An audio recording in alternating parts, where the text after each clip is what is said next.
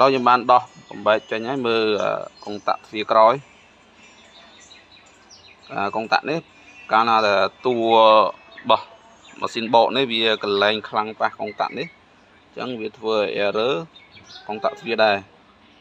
ឥឡូវយើងមើលខ្ញុំបើកមើលតើវាយ៉ាងម៉េចនេះឃើញស្នាមគេតបាទអញ្ចឹង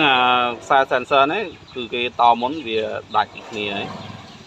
ខ្សែកុងតាក់ទ្វារនេះអញ្ចឹងកុងតាក់ទ្វារនេះក៏វាស្នឹមខូចដែរ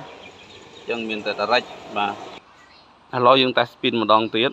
ចាំមើលមានបញ្ហា load U12 ទៀតអត់